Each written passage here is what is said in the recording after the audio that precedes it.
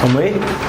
Bom, hoje, boa noite, boa tarde, bom dia, não sei quem está assistindo aí. Hoje, processo civil, competência. Vamos tentar passar um pouquinho das regras de competência. Tem bastante coisa, eu vou tentar sintetizar aqui o máximo possível. São muitas regrinhas, muitos detalhes. Mais uma vez, lei seca bombando nos testes, como a gente sempre tem falado aí. Então vamos lá. Bom, a gente estudou jurisdição e agora a gente chega na competência. Então o que seria essa competência? Vamos falar sobre um conceito de competência. A jurisdição ela é exercida sobre todo o território nacional. Ela é una enquanto manifestação do poder estatal. É o que a gente estudou lá com todas as características da jurisdição. Mas, para que essa jurisdição seja mais bem trabalhada, mais bem organizada, existe uma delimitação de atuação, uma delimitação de competência, de administração dos órgãos da jurisdição. Então, a competência é o resultado dos critérios de distribuição dessa função jurisdicional. A definição clássica da doutrina para a competência a competência é a medida da jurisdição. Se vocês estudarem aí os autores mais clássicos de processo civil, eles vão falar isso.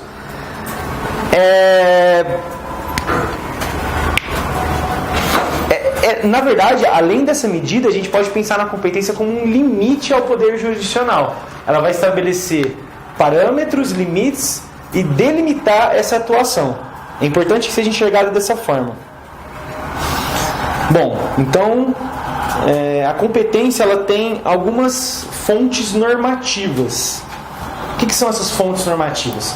É onde está escrito quais são essas regras, quais são esses limites, quais são esses parâmetros de atuação do poder jurisdicional. Então, quais seriam, né? Acho que primeiro quando a gente fala em fontes normativas, né? Lei lato sensu. Qual seria o primeiro ordenamento que a gente tem que pensar quando fala de competência? Quando fala de direito, né? Qual que é o primeiro de todos? Constituição Federal. Constituição Federal é a primeira fonte normativa da competência, da delimitação da atuação do poder jurisdicional. Estamos aqui na aula de processo civil. Qual que é a segunda fonte normativa da competência? Código de Processo Civil. Código de Processo Civil. Também nas leis especiais. Tem leis especiais que trazem, da mesma forma que o Código de Processo Civil, normas procedimentais, normas processuais também, que vão ser reconhecidas como fontes normativas. Também pode-se destacar aqui as normas de organização judiciária. As normas de organização judiciária.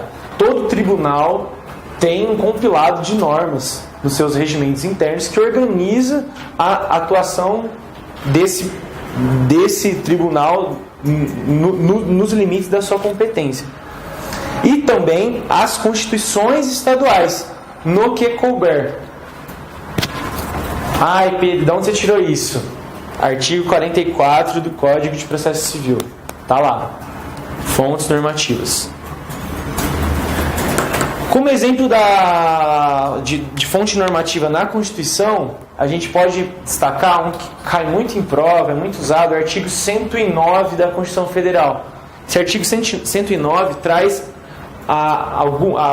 as principais delimitações de competência do Poder Judiciário Federal.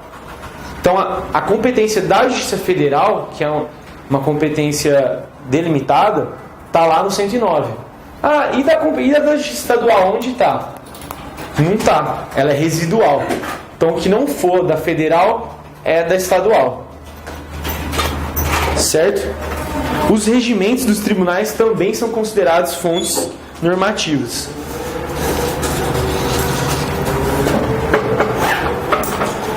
Gente, existe uma expressão na doutrina que fala: não há vácuo de competência.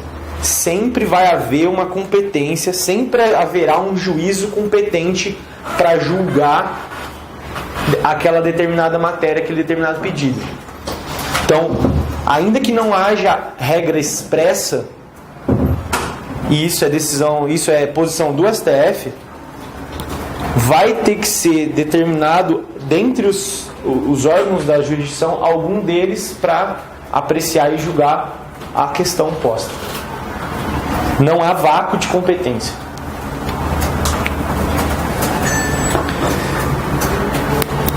Beleza?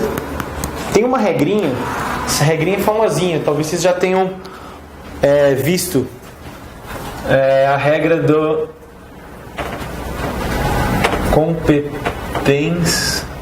Deixa eu ver aqui para não errar.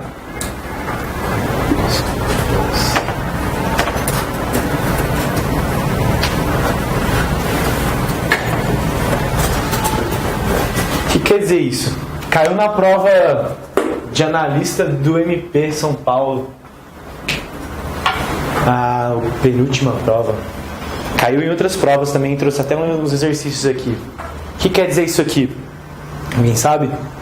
É uma regra que vem, obviamente, do direito alemão, né? Da espanhol que não é, né? Essa regra estabelece que cada juiz, todo juízo, tem uma mínima competência. Qual que é essa mínima competência? Para apreciar a sua própria competência. Então todo juiz, todo juízo tem uma competência mínima, mesmo que muito pequena, para avaliar a sua própria competência. Então, sei lá, a gente distribui uma reclamação trabalhista aqui no Foro Central Civil Estadual. O juiz civil aqui estadual tem competência para processar e julgar essa reclamação trabalhista? Não. Mas ele tem uma mínima competência nesse caso, que é para decidir que ele não tem competência e remeter os autos para justiça trabalhista, certo? Essa regrinha, muito simples, mas aparece o nome lá, se nunca ouviu falar, vai errar. Acaba caindo um pouco, às vezes já apareceu em prova. É importante aqui agora, legal a gente definir alguns conceitos. Alguns conceitos que na prática a gente acaba usando, às vezes de maneira equivocada, às vezes na praxe não encaixa bem, mas vamos lá. O primeiro conceito, foro. Foro.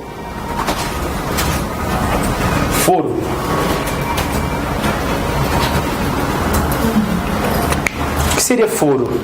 Tem a ver com competência. É diferente de fórum e tem a ver com competência. Aqui em São Paulo todo mundo conhece, né? Foro central, foro regional. O que é isso? É uma porção territorial de distribuição da competência. Tanto em primeiro grau, quanto nos graus mais elevados. Na justiça estadual, esses foros, essa distribuição, essa porção de competência, costuma ter tem a denominação de comarcas, as comarcas da justiça estadual. E na justiça federal? São as subseções judiciárias. Então, dentro da justiça estadual, a gente tem a divisão por comarcas. E também tem quando em cidades maiores, como aqui em São Paulo, em Campinas, você tem uma menor porção também que eles chamam de foro regional, foro distrital. São porções de competência. Porções territoriais. O foro do Tribunal de Justiça Estadual, qual que é? Qual que é a porção territorial? Olha só, por isso que é importante o conceito, gente. Todo mundo me olhou com cara de... Olha o conceito. Foro, porção territorial. Qual que é o foro do TJ? São Paulo. Qual que é a porção territorial de atuação do TJ de São Paulo, gente? Estado de São Paulo. O Estado. É o Sudeste? É São Paulo, Minas, Rio, Espírito Santo e Rio de Janeiro? Não. É só o Estado de São Paulo. No TRF3, São Paulo e Mato Grosso do Sul, são esses estados que delimitam o foro do TRF3, entendeu? É uma porção territorial lá no mapa. Qual que é o foro do STF, do STJ, por exemplo? Tudo. Brasil. Tem aqui um destaque, né, que não pode confundir, isso aí é muito usado de maneira equivocada com aquela expressão foro privilegiado. Na verdade, isso se trata de uma prerrogativa de função, né? A prerrogativa não está ligada ao foro, né? É uma prerrogativa de função de competência para julgamento de determinadas funções e atribuídas a determinados tribunais. Só uma vez, professor, esse privilégio, na verdade, não chega a ser um privilégio, né? Já foi o tempo em que se pensava isso exatamente como um privilégio. Mas hoje já, né, tem muita gente querendo fugir desse foro aí. Se bem que hoje eu teria muita dúvida do que eu preferiria, viu? Tá complicado. Mas vamos lá. E o fórum? O que é o fórum? Eu tenho que ir no fórum. O que é o fórum? É o prédio. A casinha. Lá no interior é casinha. Quem já viu é casinha. Aqui é prédio. Normalmente cinza. Normalmente feio. É o prédio. É aquilo. Isso é o edifício designado aonde vão estar todos os órgãos, as pessoas estabelecidas da organização da jurisdição. Juízo. O que é juízo? Juízo é sinônimo de órgão jurisdicional. É um termo bem amplo, mas normalmente usado para designar os órgãos jurisdicionais de primeiro grau. Na verdade, o juízo pode ser usado para muitas outras coisas, como sinônimo de órgão jurisdicional, mas é usado aí para definir, por exemplo, na prática ele é mais usado para definir os órgãos jurisdicionais de primeiro grau. Quais são os órgãos jurisdicionais de primeiro grau? Juízos de primeiro grau. São as varas federais, varas estaduais. Certo? Em cada foro há pelo menos um juízo. Certo? Pelo menos. Em vários casos, tantos outros, muitos mais. Certo, gente? Um pouquinho de nomenclatura, porque elas são muito usadas aí quando a gente fala de competência. Então vamos lá, vamos entrar então para falar de competência. Isso aqui, gente, começa lá no artigo 21 do CPC, vai até os 60 e tantos. Eu vou tentar passar aqui com vocês uma organização mais ou menos, e explicar mais ou menos aqui um modo como eu pensei de organizar, como eu peguei em alguns livros, nas questões também, organizar a leitura da lei seca lá. E aí vem trazendo alguns conceitos também. Mas é imprescindível que vocês peguem essa lei e tentem organizar da maneira como vocês consigam entender melhor. Porque são muitas regrinhas, várias, e todas elas caem. Tem questões que as 5 alternativas, cada uma é uma delas. Ação de alimentos, em que o réu tem domicílio certo, é julgado aonde? Tum. Ação de não sei o que, é julgado aonde? Tum. É assim, não tem muito segredo aqui, acaba tendo que decorar mesmo, tendo que entender a estrutura e decorar as regras de competência, porque elas vão cair aonde é que você tem que ajuizar a ação tal, certo? Então, a primeira coisa aqui, lá no artigo 21 do CPC, ele traz os limites da jurisdição nacional. O que são esses limites da jurisdição nacional? São as causas que podem ser julgadas aqui no Brasil. todo tipo de causa que a gente imagina pode ser julgada aqui no Brasil? Não. Depende. Ah, eu sei o que você está falando. Eu sei. É aquele negócio lá da Lindbe. Para quem é mais antigo aí, ó. Da Lick, lembra? Quem lembra de Lick é bem antigo, né? Não, é Lindbe, né? Mudou. Quando a pessoa fala Lick, ela é igual falar SIC, né? Entregou a idade. SIC? Ah, é muito nova. SIC era a antiga denominação do CPF. Agora não sei o que, eu contribuí. É aquilo lá da Lindbe? Não. Não é. Aqui, nela, tem as regras de direito material. O direito material aplicável. O Código Civil, o Código de Processo Civil, a partir do artigo 21 e seguintes, traz as regras de direito processual.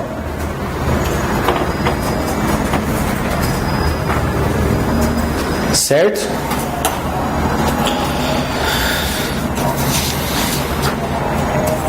Essas regras, gente, são importantes, elas fazem parte de uma estrutura de conceito de soberania nacional. É o que deve e o que pode ser julgado aqui no Brasil. Enquanto Estado soberano, a gente optou por que determinadas causas sejam obrigatoriamente julgadas aqui, outras podem ser julgadas aqui ou lá fora, e isso vai ter validade aqui, mesmo sendo julgadas lá fora. Outras não, outras têm que ser julgadas aqui, por um juiz brasileiro. Isso são regras dos limites da jurisdição nacional. Então vamos lá. O artigo 21 e 22 ele traz primeiro as regras de competência concorrente. Competência concorrente. O que é competência concorrente? O nome explica bem. Pode ser julgada aqui, mas também pode ser julgada lá fora. Certo? Ah, mas e aí, como é que faz? Se for julgado lá na justiça americana, nos Estados Unidos, como é que faz para valer aqui? Porque tá falando, foi isso que eu falei, não foi? Mesmo julgando lá, pode valer aqui. Então como é que faz? Tem uma sentença lá dos Estados Unidos. Como que traz isso para cá? Exatamente, o artigo 105, 1, a linha I da Constituição Federal, traz o procedimento, aliás, traz a competência da STJ, o procedimento está no CPC, para homologar as sentenças estrangeiras. Competência do STJ, cai direto em prova STF, uma galera erra. Tinha uma confusão na lei antiga e é STJ. É um meio pelo qual a sentença estrangeira vai passar a ter validade aqui. Se eu chegar simplesmente com uma sentença aqui lá da Espanha, aqui vai valer? Não. Ela tem que passar por esse procedimento. A partir do momento que ele passa por esse procedimento que está previsto no artigo 960 e seguintes do Código de Processo Civil, essa sentença passa a valer irradiando todos os efeitos possíveis. É muito comum casos de pedido, por exemplo, de sentença de divórcio. O cara já divorciou lá e quer casar aqui. Vai pedir a homologação dessa sentença lá, no STJ. É comum, relativamente comum. Certo? Então tá.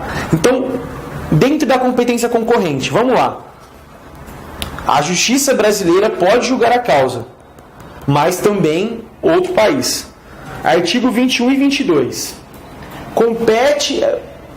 O artigo 21 e 22, os dois falam da mesma coisa. Então eu reuni os dois numa sequência só. É importante que vocês anotem aí, tentem também reunir nessa sequência para vocês enxergarem como um todo. Compete à autoridade judiciária brasileira processar e julgar. Você vê que ele não fala exclusivamente. Lá no próximo, quando é exclusivo, ele vai falar exclusivamente. Isso tem que estar atento na hora da prova, porque a prova vai colocar o exclusivamente e vai tirar o exclusivamente. É aqui que vai cair. Além de saber também o lugar onde vai ser julgado, ele tira o exclusivo e coloca o exclusivo. Então, compete à autoridade judiciária brasileira processar e julgar as ações em que o réu, qualquer que seja a sua nacionalidade, estiver domiciliado no Brasil.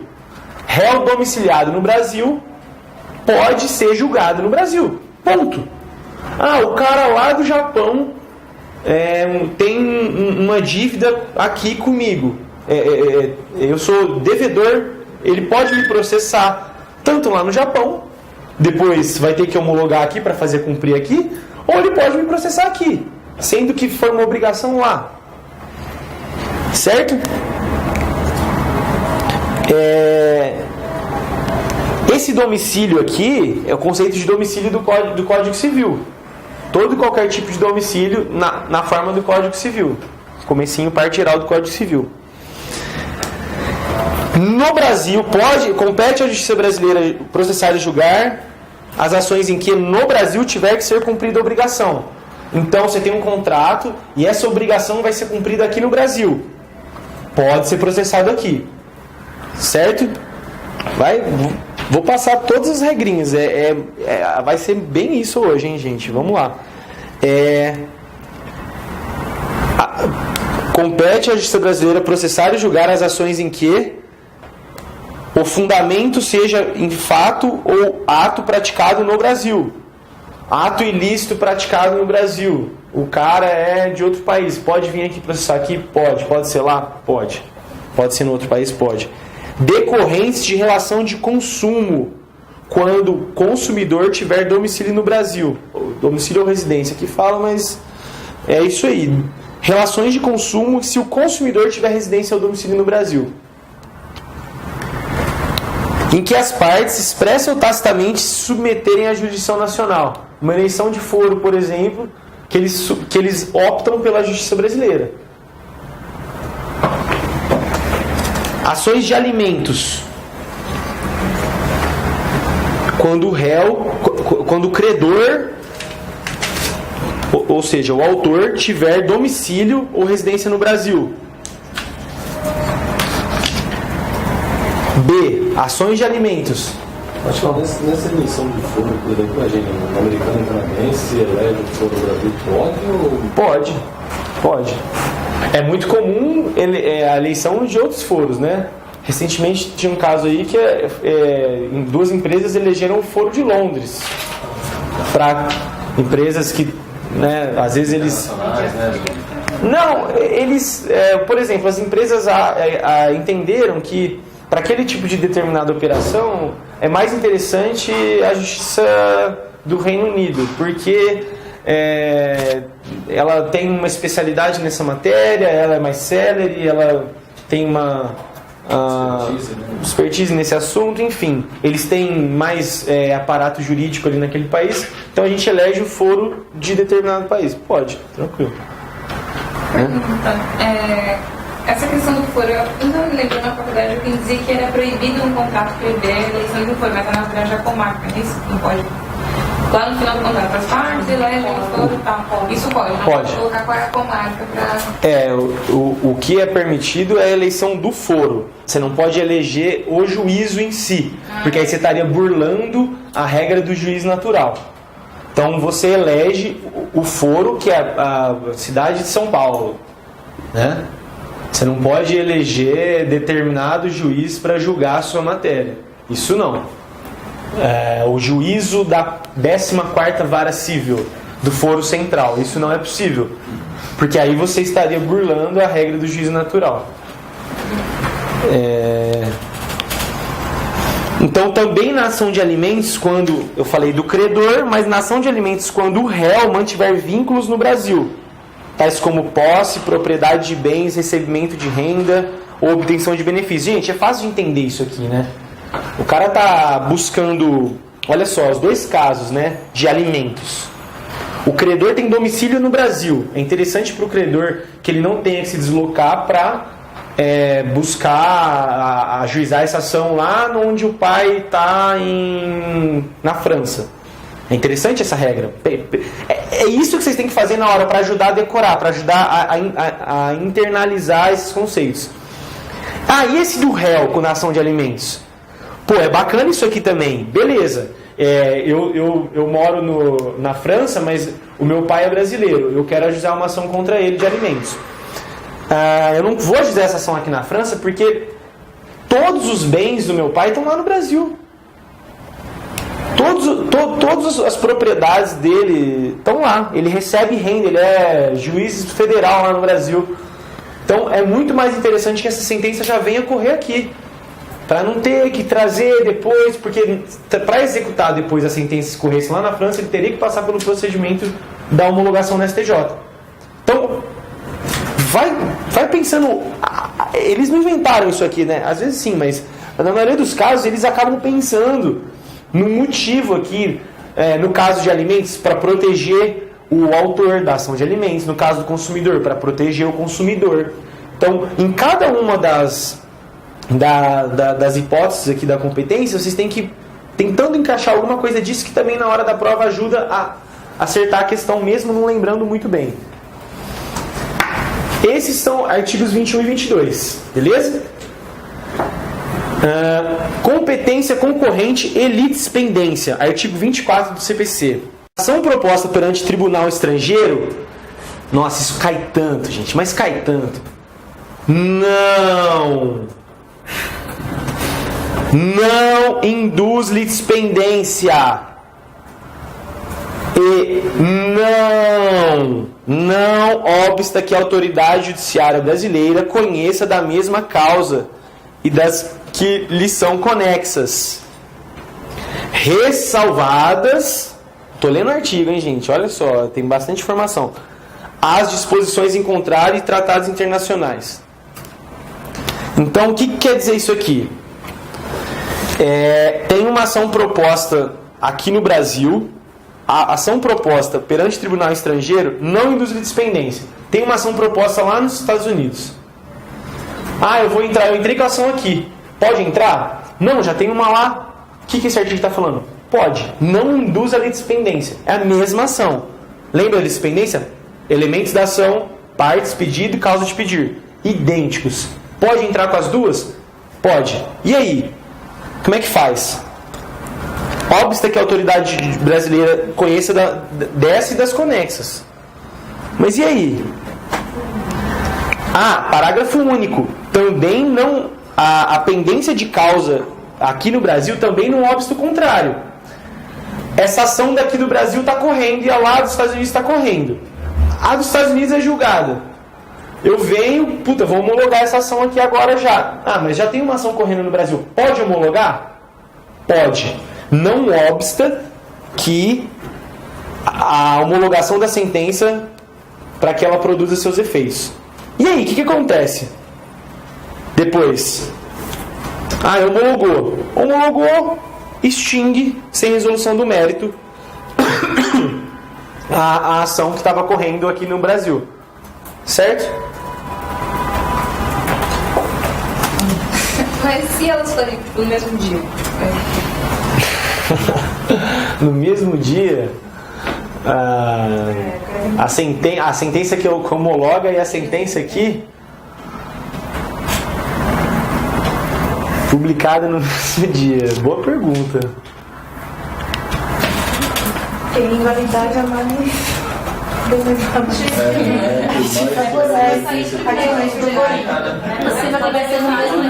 Então aqui sai na distribuição, boa. Aí o pessoal lembrou do horário. Na distribuição vai ter o dia e o horário da distribuição. Mas não sei, me pegou, mas assim, acho que não vai rolar. Mas boa, vou pensar. Se alguém souber aí, mas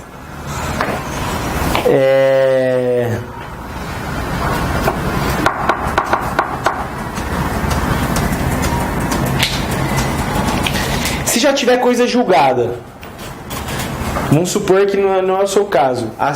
Eu venho com a sentença aqui no Brasil já transitou em julgado e eu trago uma sentença lá dos Estados Unidos, diferente. Qual que vale? O que vale aonde? Simples. A brasileira transitada em julgado vale aqui e a de lá vai valer lá. Enfim. É competência concorrente de dispendência. Cai muito esse artigo 24 em prova. Se induz litispendência ou não. Não induz litispendência. Não obsta. Não obsta também a homologação.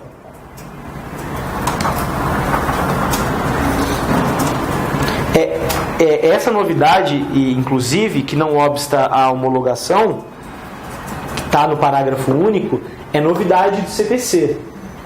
E essas novidades têm caído. Antes, isso era a posição do STJ, não tinha no CPC. Então, eu marcaria aí com canetinha colorida, porque pode ser que apareça. Então tá. Falamos da competência concorrente e da possibilidade ou não de litispendência. E agora, então, a gente vai ver o outro tipo de competência, que não é concorrente. É o quê? Exclusiva. Nesses casos, a lei decidiu que somente o Estado juiz brasileiro, Brasil, pode apreciar e julgar. Não vale, não rola sentença estrangeira. Aqui sim a ideia de soberania nacional. Então, os casos que a gente vai olhar aqui, vocês têm que ter isso na cabeça também. Por que o Brasil escolheu, por que a lei escolheu que esses determinados casos? Porque tem alguma coisa, alguma sensibilidade ali que vai trazer essa necessidade dessa característica. Primeiro, o que mais cai em prova, e sempre eles trocam uma letra, como sempre nos concursos. Artigo 23. Compete à autoridade judiciária brasileira, com exclusão de qualquer outra, 1. Conhecer das ações relativas a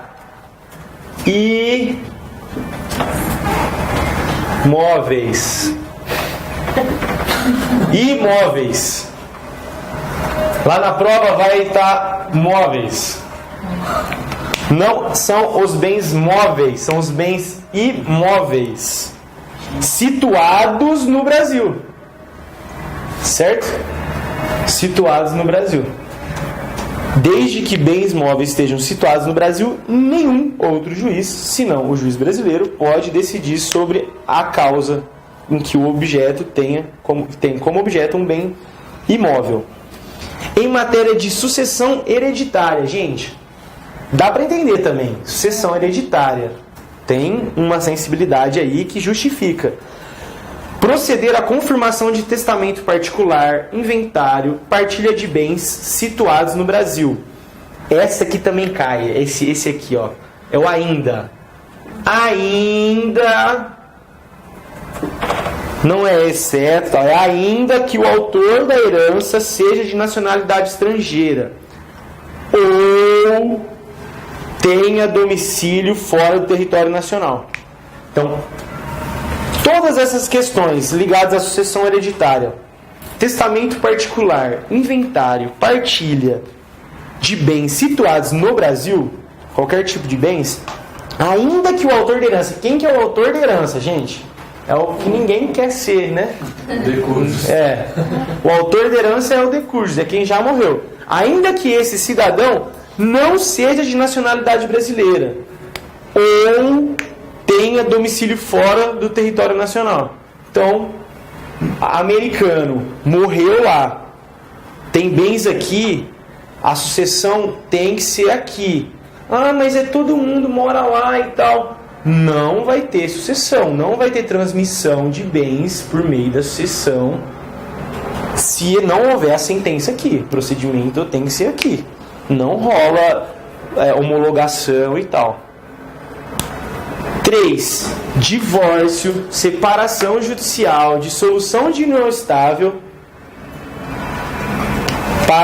em divórcio, separação ou dissolução de união estável, proceder à partilha de bens situados no Brasil, ainda que o titular seja de nacionalidade estrangeira ou tenha da mesma coisa.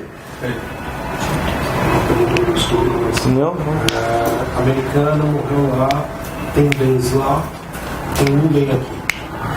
Teria que ser feito aqui para esse bem ou geral. Os bens de lá ele pode fazer lá. Não, um aqui só. Daqui é o daqui. É o daqui. Só para esse bem. É. Porque é o que tem, é o que justifica, né? A não ser que as pessoas sejam daqui, aí vai atrair outra regra. Mas se for só esse bem daqui, para que ele seja transmitido, vendido, enfim, de alguma forma se dê a sucessão, vai ter que ser só sobre esse bem, não sobre a totalidade. É que aí vai depender muito da regra de lá, né? Como funciona lá, dependendo do país que for de origem.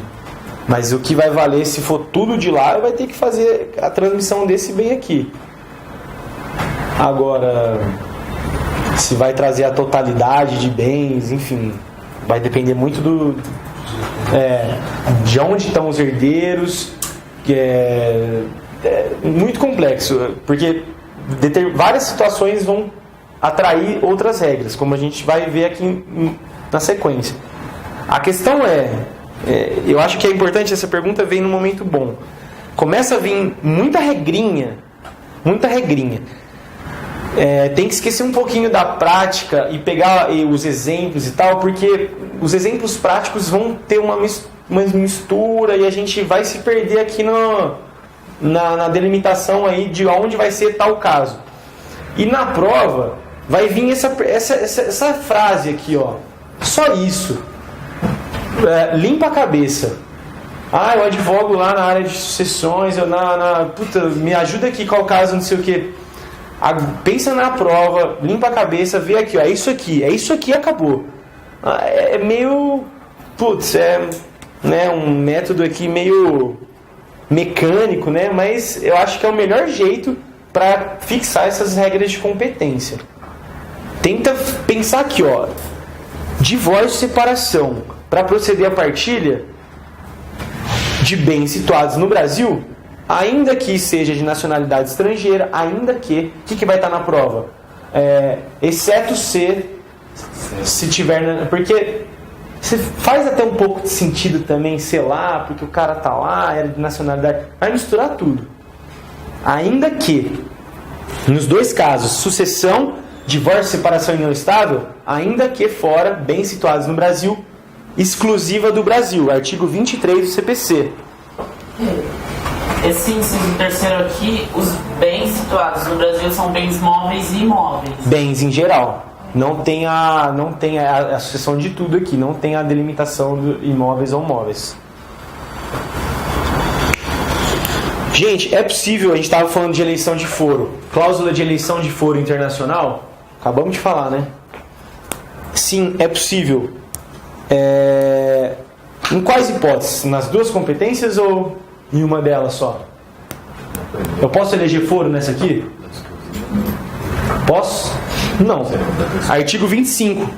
Não compete à autoridade brasileira o processamento e julgamento de ação quando houver cláusula de eleição de foro. De foro exclusivo, estrangeiro, em contrato internacional. Detalhe, arguída pelo réu na contestação. A gente já vai ver essa necessidade de arguir na contestação. Porque foro de eleição trata de uma regra de competência relativa que, se não alegado na contestação, opera-se a preclusão. Mas a gente já vai falar disso. Parágrafo 1º. Não se aplica o disposto no caput às hipóteses de competência internacional exclusiva previstas nesse capítulo. As hipóteses não se aplica quando se tratar de competência exclusiva. Certo?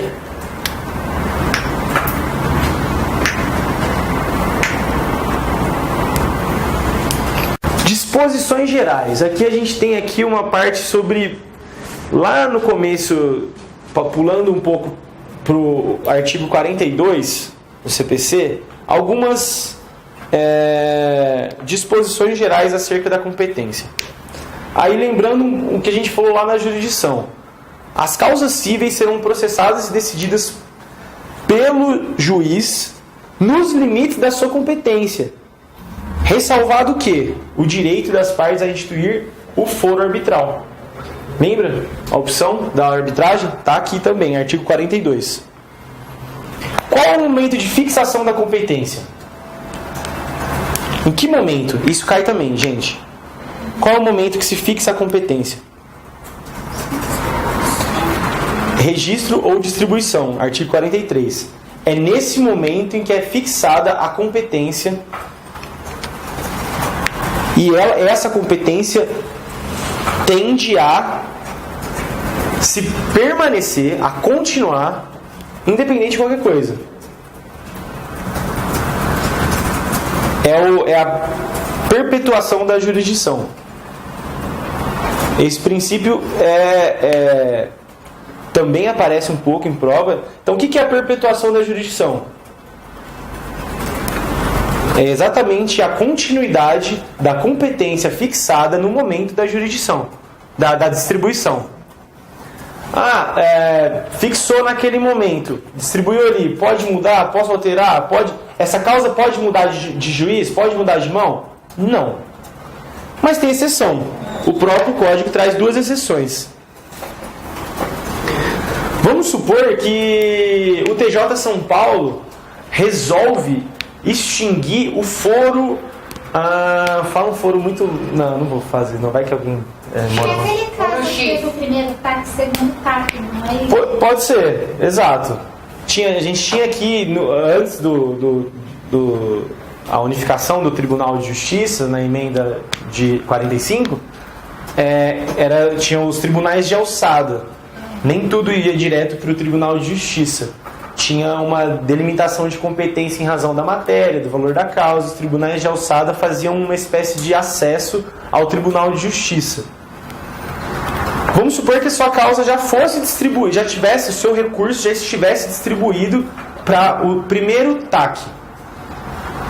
Tá lá. Em 2004, a emenda constitucional extinguiu os tribunais de alçada. E aí? Você falou que a regra era de fixou a competência, tem que perpetuar, tem exceção. Uma das exceções é exatamente essa. Se esses órgãos forem suprimidos, forem extintos, ou, por exemplo, o exemplo que eu estava pensando, um foro regional, o tribunal viu que não precisa, 2 foros regionais são unificados em um só. Passa a ter um outro nome, um outro foro, uma outra organização. A sua causa que estava em um, a causa do outro que estava no outro, que perde? Não. Pode acontecer de mudar a competência nesse caso. Ou, se a própria lei alterar, aí a segunda exceção, critérios de competência absoluta. Então, a primeira exceção, supressão de órgãos ou unificação? Supressão de órgãos. Supressão de órgãos. A unificação sempre vai pressupor a supressão de pelo menos um deles, né? A segunda exceção é a alteração da competência absoluta. Está no artigo 43. Cai pra caramba, gente. Nossa, direto. Essa questãozinha aí é mais batida. Aquele exemplo, esse segundo caso, aquele exemplo da justiça do trabalho, justiça comum, aquelas causas de acidente de trabalho, né? Exatamente. Que era discutido. Tinha uma discussão, daí teve uma alteração na Constituição sobre a competência absoluta para ajudar, uma competência em razão da matéria que foi alterada, competência absoluta que foi alterada, e aí as causas foram J. põe na Kombi. Foram remetidas para a outra justiça. Foi criada inclusive uma regra, processos sentenciados ficavam, processos não sentenciados, muita gente deve ter ficado muito feliz e muita gente deve ter ficado muito triste. Nossa, várias matérias de autônomo. Sim, acontece. E não é muito comum, mas na história aí a gente tem alguns exemplos. Certo? E aí, então, uma outra questão aqui acerca da disposição geral. Tem um processo tramitando na Justiça Estadual.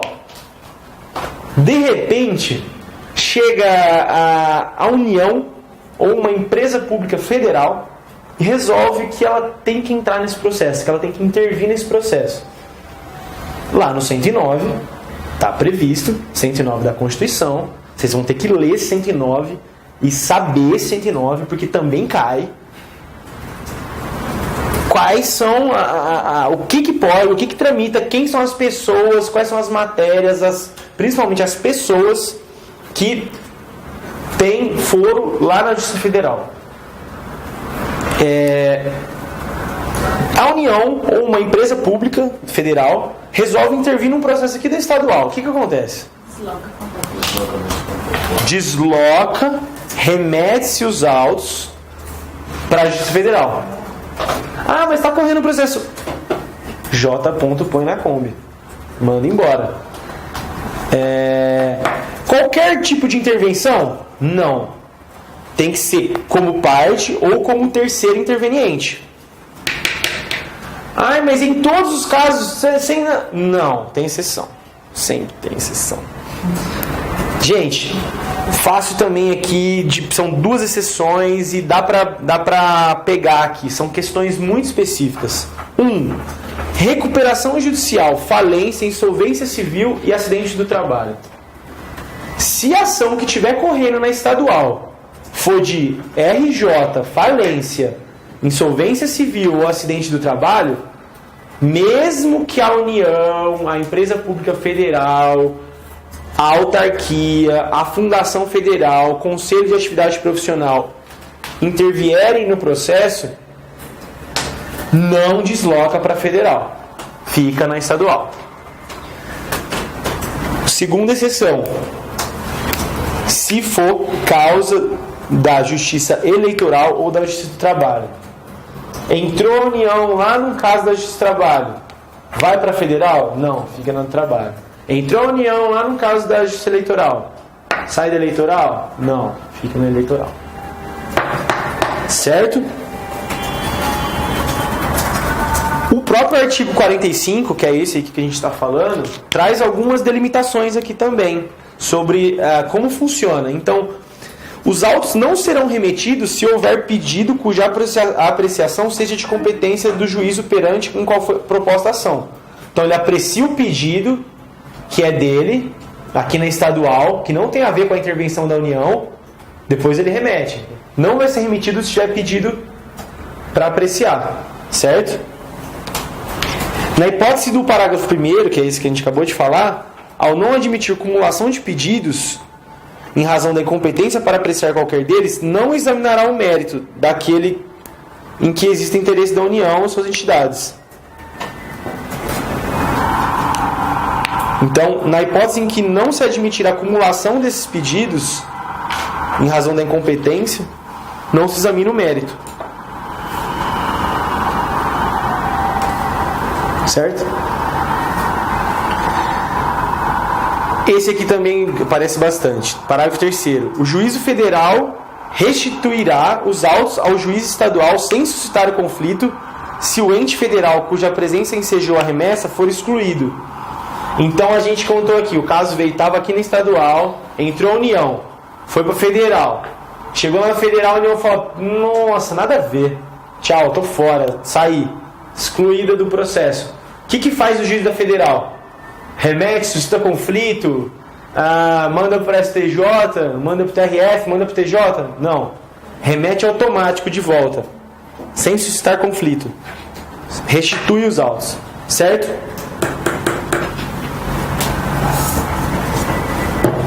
Bom, disposições gerais. Agora, a gente vai falar um pouco, já cada vez mais adentrando no tema, sobre... Acho que o que mais se fala de competência, né? Da diferença entre competência relativa e competência absoluta.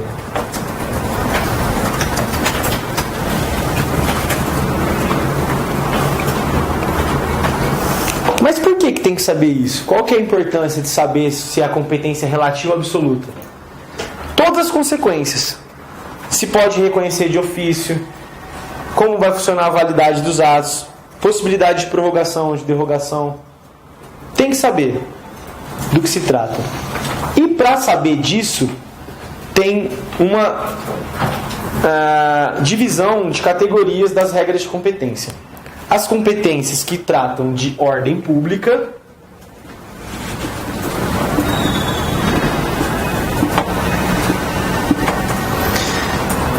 e as que não são de ordem pública.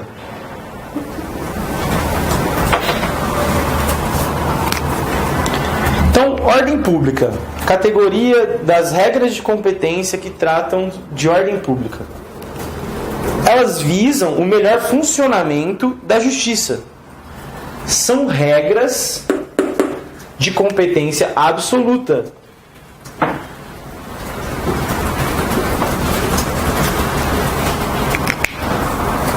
Podem e devem ser reconhecidas de ofício pelo juiz, a qualquer tempo e em qualquer grau de jurisdição. Ordem pública, absoluta, interesses da jurisdição, funcionamento da justiça, de ofício, qualquer tempo e grau de jurisdição. Eu estou falando aqui, vai estar na questão lá. Vocês presta atenção. Ó, ordem pública. Eu não sei, cada um tem um jeito de fazer a memória funcionar lá, as gavetinhas indo se abrir, né? Sabe aquela sensação que a gente tem quando você chega no trabalho e você percebe que você esqueceu alguma coisa? Por que você lembra que você esqueceu aquela coisa? Porque você viu o cara com o celular na mão. Você fala, putz, esqueci meu celular. Por quê? Porque você viu o celular. Alguma coisa te remeteu. Então, tenta identificar em cada um esses processos de encaixe do dominó da memória para também fazer aqui o exercício contrário, para ir gravando. Então, ordem pública, funcionamento da justiça, absoluta, de ofício, qualquer tempo e grau de jurisdição. Você faz uma linha dessa, já tem um monte de questão, um monte de teste aí, ó. Artigo 64. Fala tudo isso aqui que a gente está falando, não vou repetir não. Ai, mas ó, tem um caso aqui, é uma exceção e tal, recurso extraordinário e recurso especial.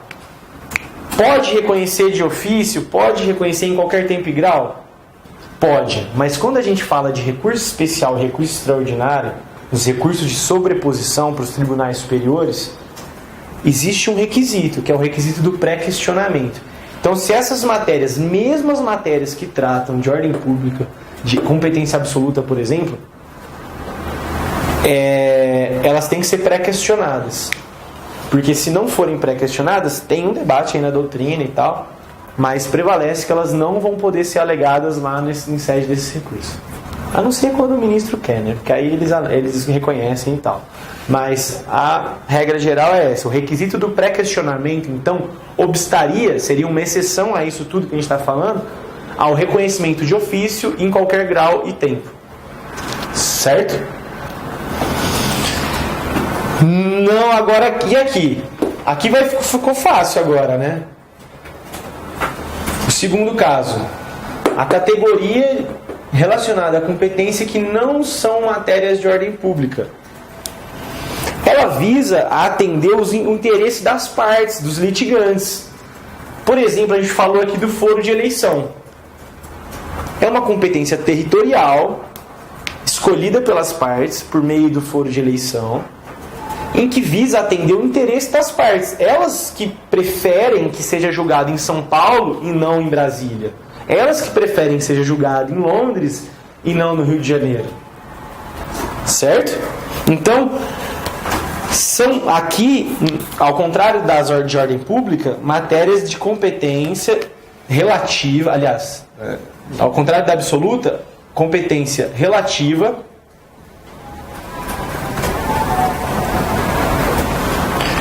Não pode ser reconhecida de ofício, súmula 33 do STJ, em regra, porque tem exceção. E o que vai cair na prova? Súmula 33. A competência relativa não pode ser reconhecida de ofício. Por exemplo, chegou lá o contrato para o juiz julgar. Aquela causa cabeluda e tal. Vem o assessor lá pro juiz e fala: ô, excelência, eu vi aqui, ó, tem uma eleição de foro aqui. Nossa, vamos, joga ponto, põe. Mas as partes alegaram? Não pode ser reconhecido de ofício. Competência relativa não pode ser reconhecida de ofício. Exceto, por exemplo, o que diz o artigo 63, parágrafo 3º. O reconhecimento da abusividade da cláusula de eleição de foro pode ser reconhecido de ofício. Da abusividade da cláusula de eleição de foro,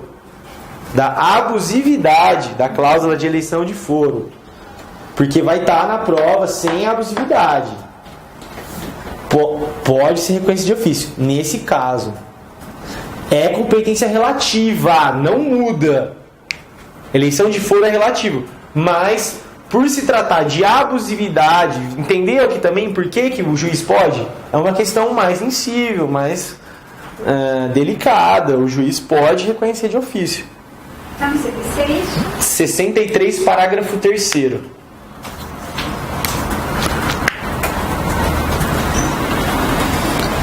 E aí, como é que é? A gente já falou, né? Uma vez citado, quando que o réu tem que falar? Até que horas? Até quando que ele pode falar? Que ele pode gritar: ô, não é aqui não. É lá no Rio de Janeiro, tem eleição de foro aí, tem competência relativa aí. Sob pena de preclusão na contestação, preliminar de contestação. Parágrafo 4º do 63. É obrigatória essa alegação. Não alegado, prorroga-se aquela competência. Esse é o termo que se utiliza. Prorroga-se a competência.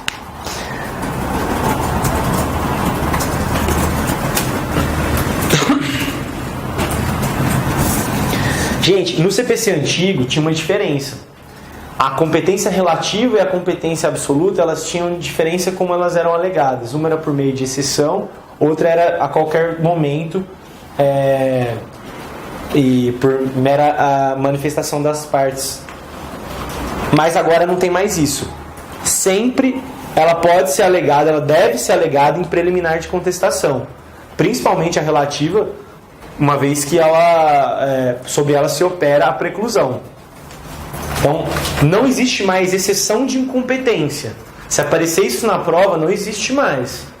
Essa alternativa vocês rabiscam. Não existe mais exceção de competência. Certo? Tem uma diferença também do CPC de 73 para o CPC de 2015. Vamos supor que esse juiz lá, aqui na questão da competência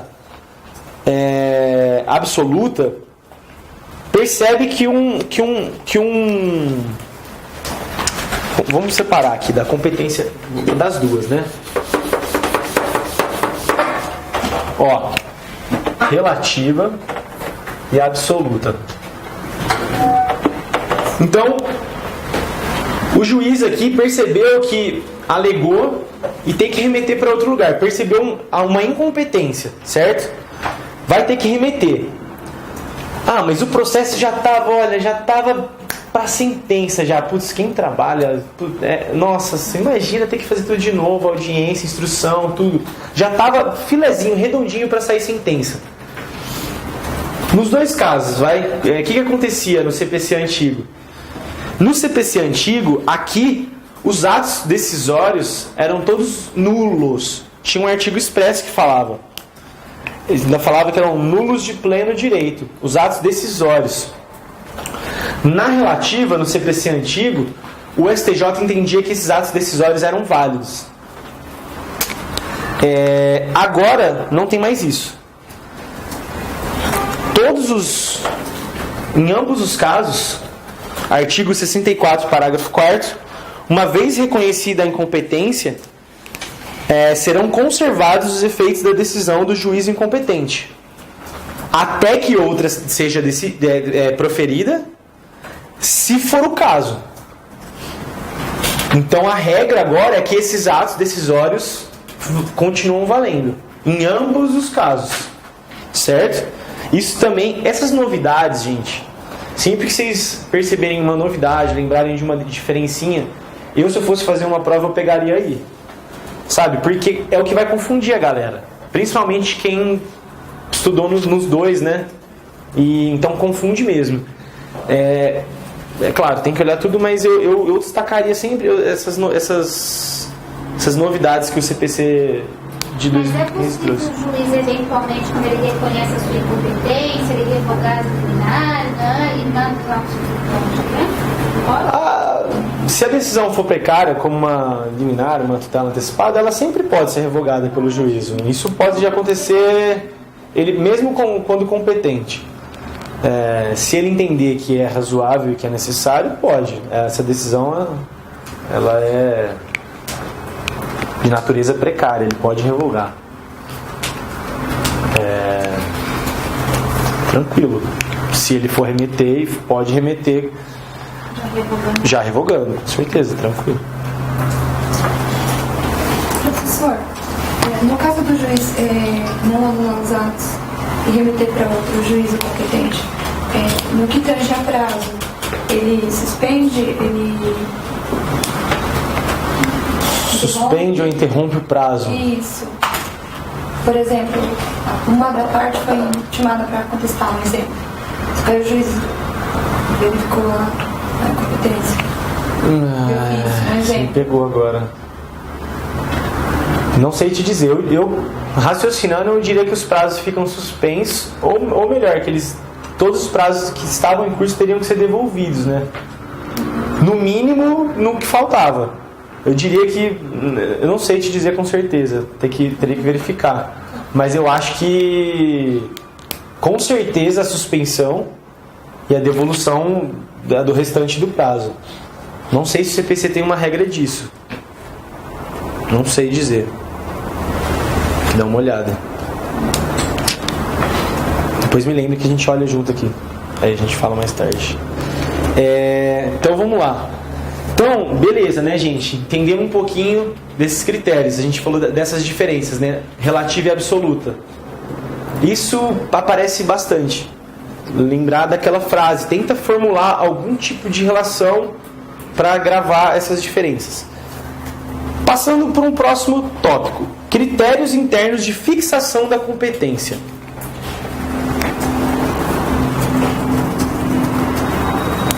São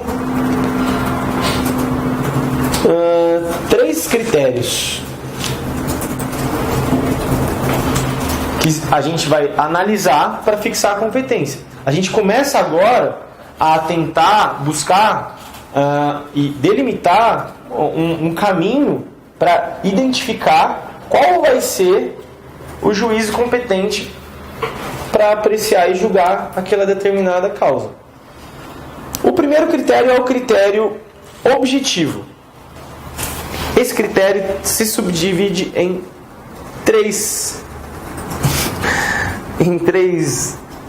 subseções, em 3 subcritérios, melhor. Primeiro deles, valor da causa. Então, uma das coisas que tem que ser analisada quando vai se verificar o juízo competente é o valor da causa.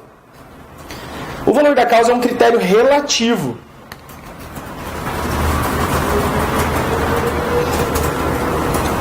Sujeita, assim como os outros, à fixação de determinadas competências. Por exemplo, esse todo mundo vai saber, óbvio.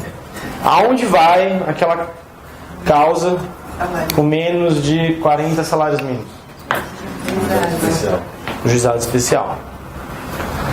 Existe aqui um debate sobre primeiro, qual seria a o critério de fixação da competência do juizado, se em razão da matéria ou se em razão do valor da causa. Tem um debate doutrinário. E mais, em virtude disso, se é de natureza relativa ou absoluta. Isso dá um pau na prática, porque você joga a ação no juizado, o juiz do juizado fala que não é dele. Você joga, aí vai para o comum, o juiz do comum fala que não é dele. Fica um... E as leis, a lei do Juizado Especial Federal e a lei do Juizado Especial da Fazenda Pública tem a previsão que é competência absoluta, mas fixa como valor da causa, que é relativo e não absoluta. Aí vem os enunciados do FONAGE, os famigerados enunciados do FONAGE, que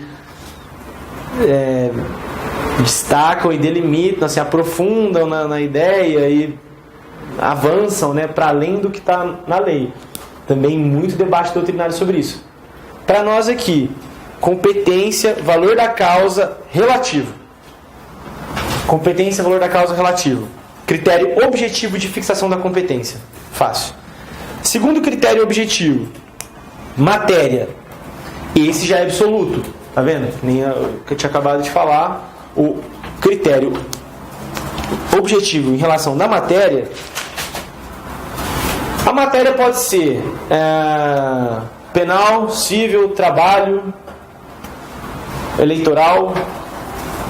Esses critérios previdenciários, esses critérios em relação da matéria militar são absolutos e fixam a competência de acordo com a matéria que vai ser colocada no julgamento.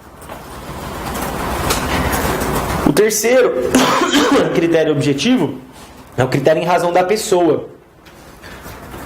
Por exemplo, a fazenda pública, se houver vara especializada, por exemplo aqui em São Paulo, ela litiga somente nas varas da fazenda pública. E essa competência em razão da pessoa é absoluta. É isso que você tem que gravar. Valor da causa relativo, matéria absoluto, em razão da pessoa absoluto. Certo? E esses três são critérios objetivos. Critérios objetivos. Por exemplo, o critério do foro por prerrogativa de função é um critério em razão da pessoa e é um critério objetivo de competência absoluta. Lá no penal, deputado federal vai ser julgado pelo Supremo Tribunal Federal nos crimes comuns. Certo? Competência absoluta. Mas não tem vara da fazenda pública na minha comarca. Vai para São Paulo ou fica aqui na minha comarca especializado? Estranho, né?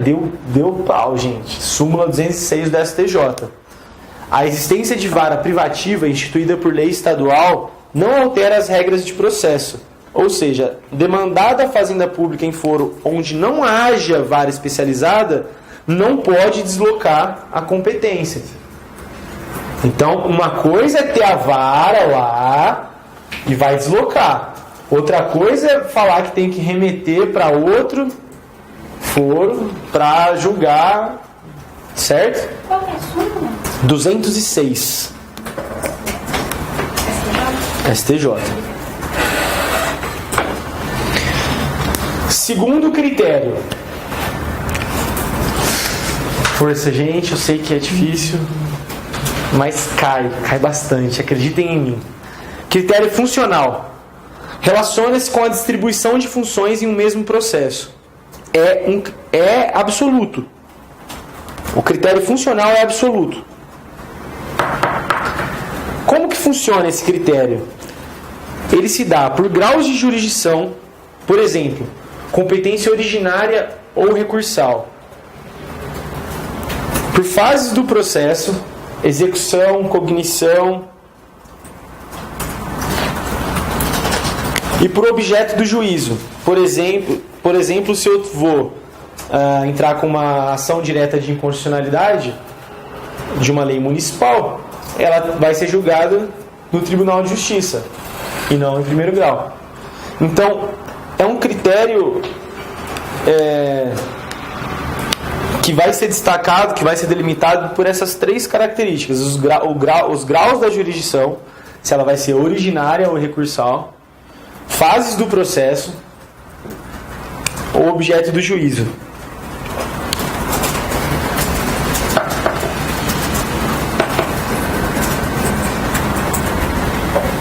Terceiro critério, critério territorial. Aqui vai começar agora o nosso maior amigo, o que mais cai nas provas. A competência, nossa maior amiga, a que mais cai nas provas. A competência territorial. Como a gente já falou, ela é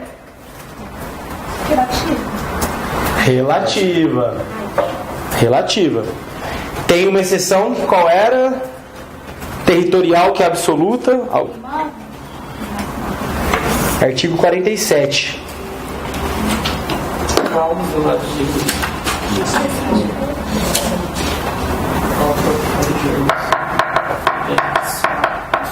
Ações fundadas em direito real sobre imóveis é competente o foro da situação da coisa. A ação possessória, parágrafo 2º. A ação possessória imobiliária será proposta no foro da situação da coisa. O que é isso?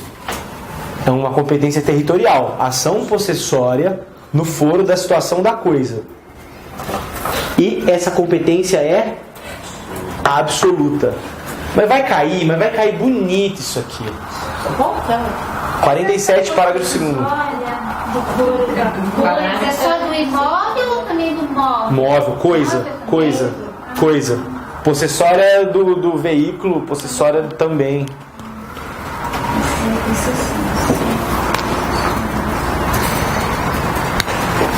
Competência absoluta. Essas regras, gente, principais regras de competência territorial. Tentei aqui no material delimitar um pouco e vou tentar passar aqui para vocês, sendo o menos pedante aqui possível. Dos artigos, são as regras que estão nos artigos 46 a 53. Principalmente 46 e 47 trazem as regras gerais da competência territorial. E do 48 ao 53, algumas outras regrinhas, especificações e exceções. É um monte de coisa.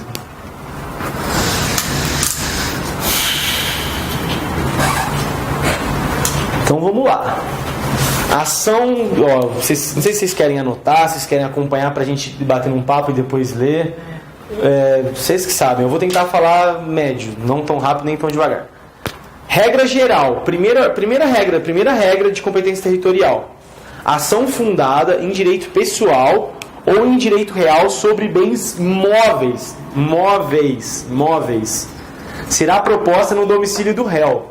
Foro do domicílio do réu. Mas e se o réu tiver mais... Artigo 46. E se o réu tiver mais de um domicílio? Qualquer um dos domicílios. E se o réu não tiver domicílio certo, ou for desconhecido? Aonde ele foi encontrado, ou o domicílio do autor? Tá fazendo sentido. Mas tem que decorar porque é muita coisa. Réu não residente ou domiciliado no Brasil.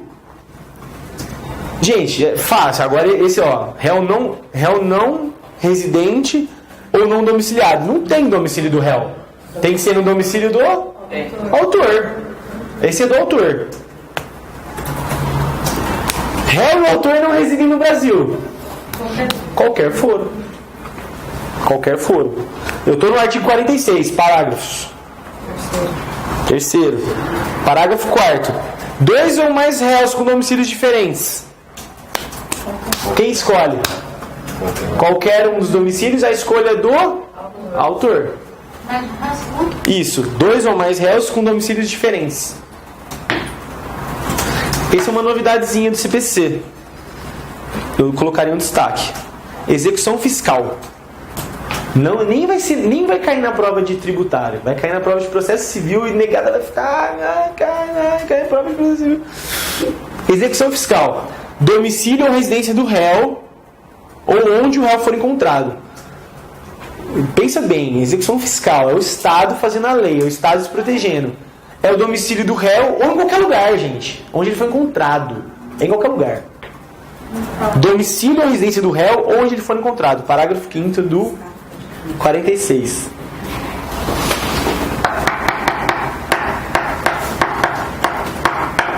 Beleza? Situações especiais aqui, seguindo os artigos.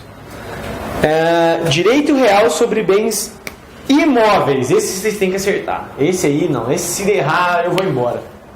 Imóvel não veio. Exatamente. É onde ele está. Nas palavras do código é situação da coisa. Situação da coisa.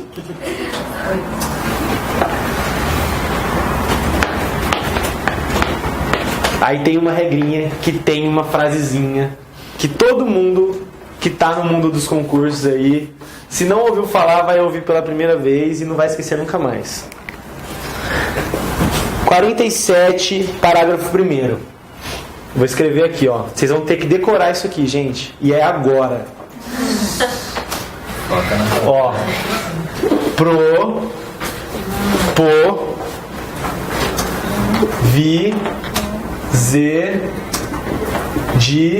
Ó, achei que ia esquecer, mas não esqueci. Denu. Esse cara tá loucão, velho. Dá um pedaço. Propovise de denu. Todo mundo, vai. Propovise de denu. Propovise de denu. Propovise de denu. Propovise de denu. Tem que saber. O que é isso? Não, já decorei, só não sei o que é. Já sei. Ó, artigo 47, parágrafo 1º. Se o litígio não recair sobre direito de propriedade, o pô está no parágrafo 2º, mas é posse, vizinhança, servidão, divisão, demarcação ou nunciação de obra nova, nunciação de obra nova. Se o litígio não recair sobre o propovise de denu, o autor pode optar pelo foro de domicílio do réu ou pelo foro de eleição. Então, ó, regra geral, direito real sobre imóveis, situação da coisa. Essas ações falam de direitos sobre imóveis. Direitos sobre imóveis, tirando a possessória, mas ela vem num outro parágrafo, mas pode colocar aqui. Propriedade, vizinhança, servidão, divisão, demarcação e enunciação de obra nova. Tudo isso está lá nas ações que versam sobre direitos reais sobre bens imóveis. Se não for isso, pode o quê? Pode fugir da regra geral, que é não entrar no foro da situação da coisa. É escolher o foro domicílio do réu ou um foro de eleição. Certo? Regra geral, foro da situação da coisa. Para direitos reais sobre bens imóveis e para ações possessórias. Se não encaixar nessas daqui, pode entrar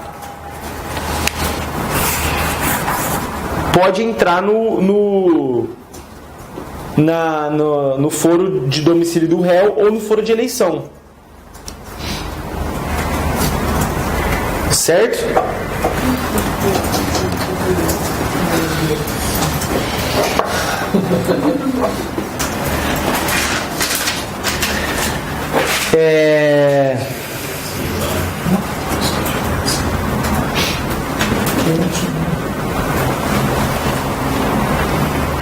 É isso aí, gente. Então tem que decorar o propovise de denu. Eu tinha lembrado de alguma coisa para falar e esqueci. Mas tudo bem. Vamos lá, daqui a pouco volta. Sucessão. Sucessão, domicílio do autor de herança, ainda que o óbito tenha ocorrido no estrangeiro. Artigo 48. Ainda que o óbito tenha ocorrido no estrangeiro.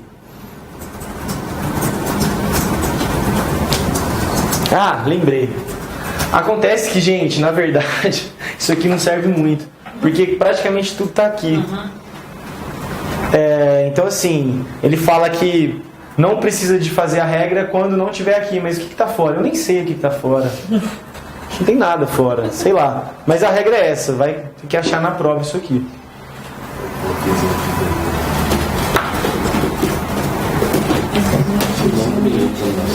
Sucessão, domicílio do autor da herança, ainda que o óbito tenha ocorrido no estrangeiro.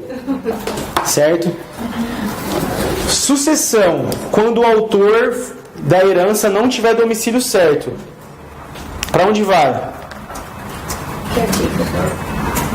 Artigo 48. Sucessão, primeira ideia, sucessão, domicílio do autor, ainda que ele tiver domicílio no estrangeiro. Certo? Domicílio do autor de herança, do morto. Segundo, sucessão quando o autor da herança não tinha domicílio certo. Para onde vai? Gente, Hã? Não. É o que a gente... Ele repete as ideias. Situação da coisa. Situação dos bens imóveis.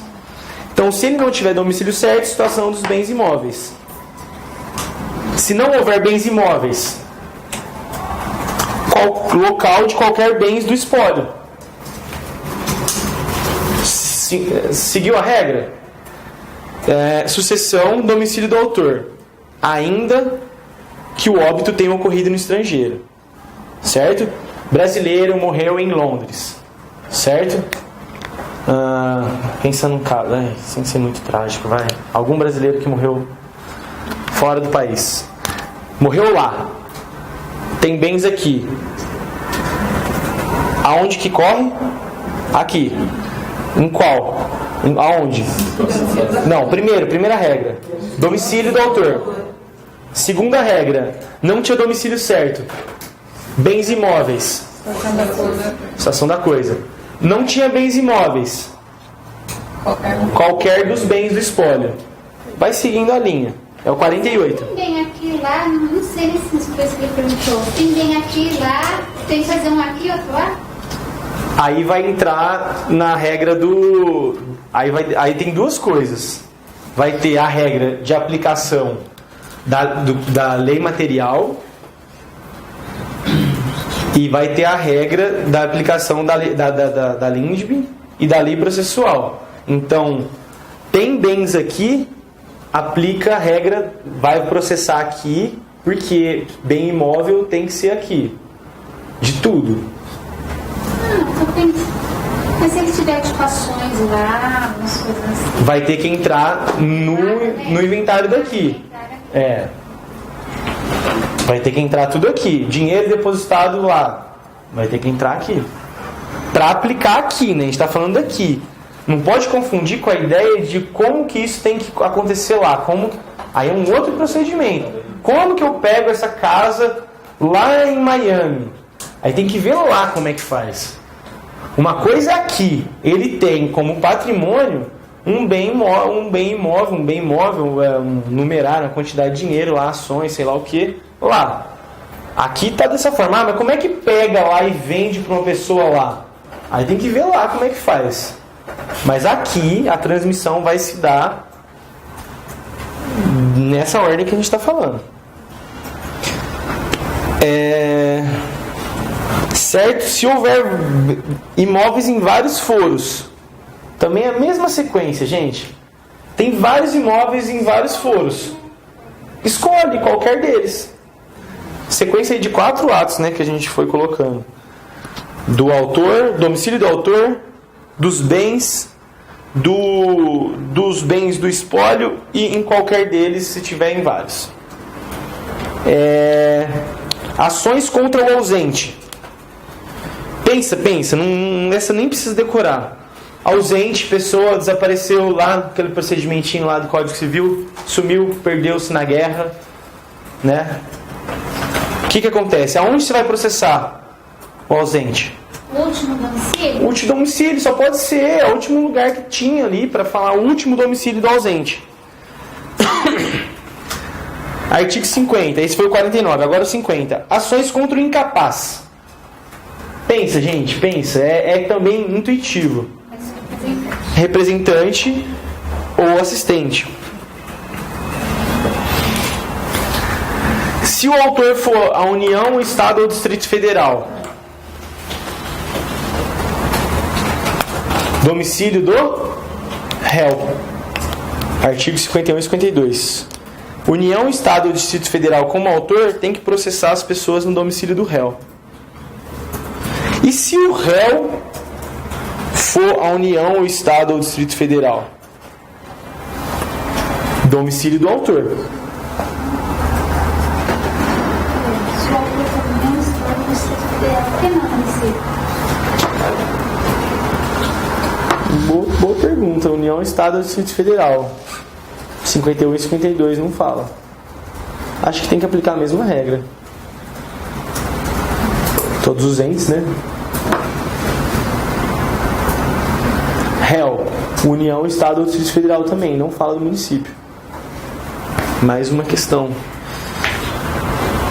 Competência, nossa, competência é uma beleza, né? Domicílio do autor. E se for, pode ser, se for relacionado com ocorrência de ato ou fato que originou a demanda, na situação da coisa.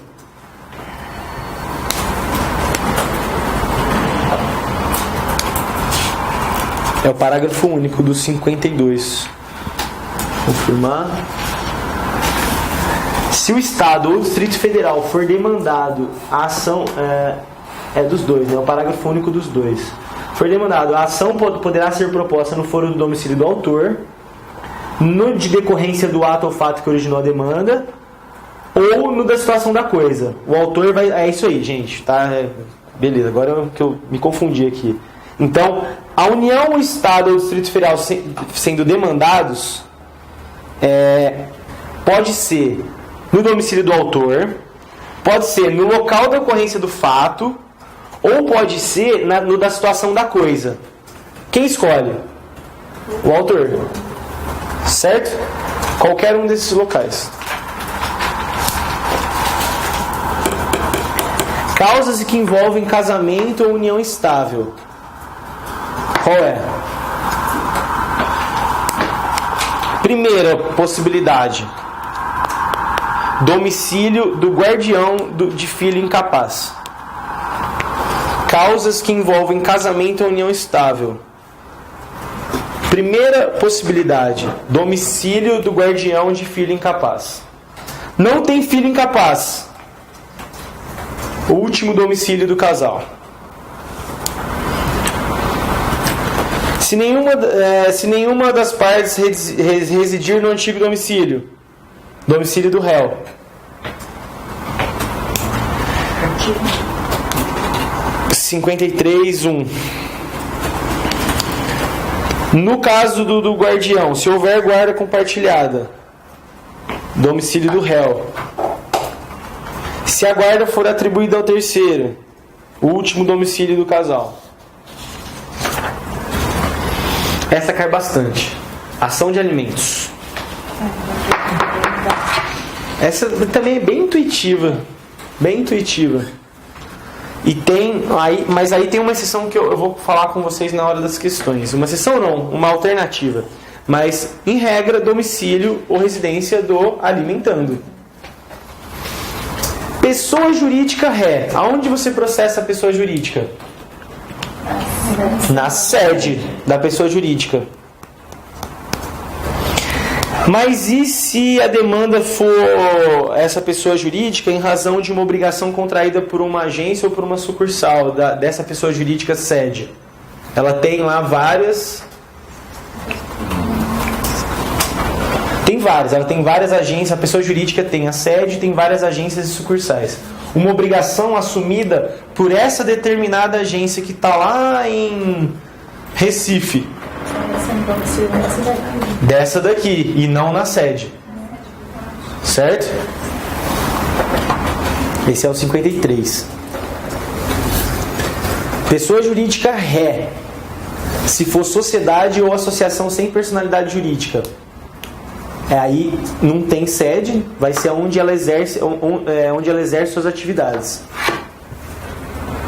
Uma clássica aqui também agora. Ação que exija obrigação de fazer, cumprimento de obrigação de fazer. Onde se for contraída a obrigação? Não. Aonde deve ser satisfeita a obrigação. Sempre vem essa aí. Eu também sempre. Contratou em Goiânia para cumprir a obrigação em São Paulo. Goiânia, São Paulo. Aonde tiver a obrigação deve ser satisfeita. 53, 3, D de dado. Ó, tem exceções aqui. Uma exceção do artigo 39 da lei de representação comercial, que tem uma regra especial. Para as ações oriundas de contratos de representação comercial, não é onde a obrigação deve ser satisfeita, é o domicílio do representante. Qual é Ó, ação que exige o cumprimento de obrigação, onde a obrigação deve ser satisfeita. Artigo 53, 3, D de dado. A linha D de dado. Eu acho que prejudicaria muito o coitado do representante, né? Porque exatamente. O representante... Boa, é isso que tem que fazer, gente. Olha só, o representante comercial, em regra, ele atende uma determinada região, viaja, tal. Então, às vezes ele você tem que se deslocar para toda vez que ele sofreu uma ação, enfim, seria muito prejudicial. Então, para proteger ele, essa lei que rege toda a matéria da representação comercial, o artigo 39 da lei 4886 de 65 prevê que nessas ações oriundas de contrato de representação comercial, o domicílio é do representante comercial, mas é protetivo. Ação individual que verse sobre direito previsto no Estatuto do Idoso. Residência do idoso, né, gente? 53, 3Z. Essa não cai. Essa não cai, né? Essa é muito intuitiva. Agora é o seguinte, sabe como que vai cair? Ela cai. Sabe como que vai cair? Ela vai falar assim, ó, que tem um idoso no polo passivo. Mas ela não vai falar que versa sobre direito previsto no estatuto. O destaque aqui é esse. Vai ser imperiosamente a residência do idoso quando estiver tratando de alguma coisa relacionada com a condição dele de idoso. Direitos previstos no estatuto.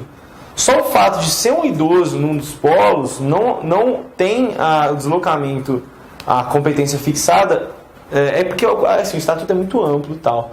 Mas se não, o Código de Processo Civil ele fala expressamente ação individual que verse sobre direito previsto no estatuto.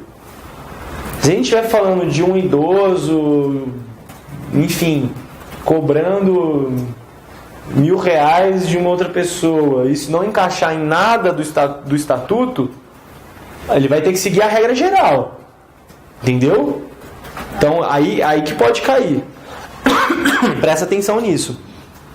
Essas coisas também as questões adoram. Assim, pega uma coisa que é muito intuitiva, tal, automática, mas tira ali alguma justificativa ali da regra e tal.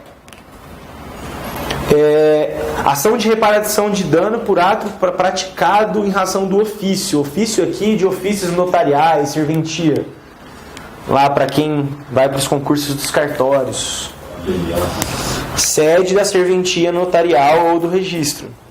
Ação de reparação do dano. Esse é um clássico também. Aonde que é? Reparação de dano. Regra geral. Local do ato, fato. Local do ato, do fato. Essa aqui é um clássico também, cai muito. Ação de reparação de dano sofrido em razão de delito de acidente de veículos. Inclusive aeronaves. Não vou desenhar. Vocês iam rir, né? Inclusive aeronaves. Domicílio do autor ou local do fato. O autor pode optar, pode também ser o domicílio do demandado, como regra geral do CPC. Ações relativas à violência doméstica. Nesse de veículos aeronáuticos envolve embarcação também? Embarcação particular? Aqui me veio aquele caso lá do acidente de jet ski de criança.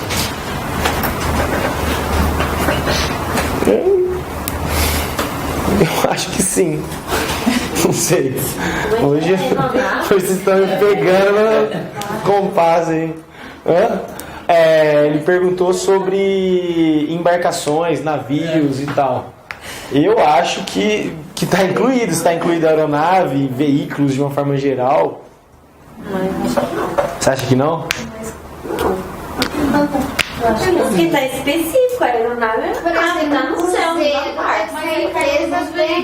cruzeiro. é de locomoção. A sede da empresa. É que essa turma tem uma. É que pra isso tinha que ser, gente, olha só, é a reparação de dano sofrido em razão de acidente de veículo. A gente tem que pensar aqui num 2 barcos batendo, num barco atropelando uma pessoa, que nem você falou do jet ski lá que atropelou e tal. Só que aí, o local do acidente, né, vai entrar em outro, do dano, reparação de dano geral, lugar do ato ou do fato. A não ser que a gente pense em 2 barcos. Eu acho que é sim, porque é das provas. Sim. Eu acho que é por isso que tem que ser. Então, tá aqui, ó, domicílio do autor ou do local do fato. Sim, mas é que aí ele perguntou do se está incluído o navio também. Se tiver escrito jet ski, a gente não marca não, porque esse foi lei. Com certeza. Então é isso aí, teste é isso aí. Mas não sei, a gente teria que abrir uma doutrina aqui agora para ver. Anota aí, gente, que é bom olhar mesmo, isso não é brincadeira não. Eu acho que, como bem falado aqui, se cair na prova, embarcação, seria difícil colocar como correta porque não está expressamente previsto. Mas, para pensar ali a fundo se vai encaixar ou não, talvez aí a doutrina tenha alguma coisa, alguma jurisprudência, enfim.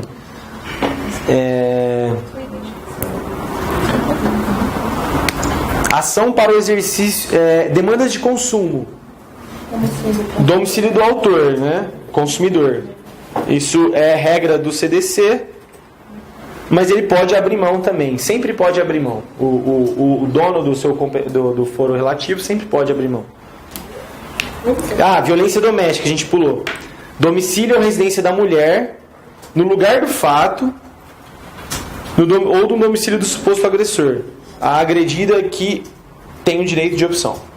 Onde você está? Artigo 7º da Lei de Violência Doméstica, 11.340.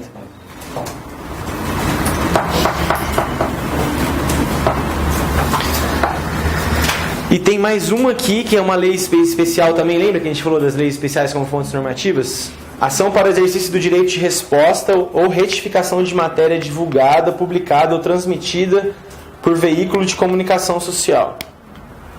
Domicílio do que se afirme ofendido ou no lugar onde a ofensa tenha apresentado maior repercussão. Artigo 1º, parágrafo 1º da Lei 13.188 de 2015. Domicílio do ofendido? Domicílio do ofendido, daquele que se afirma ofendido, ou no lugar onde a ofensa teve maior repercussão. O número da lei? 13.188 de 2015. Vamos fazer um intervalinho? Falei? Certo?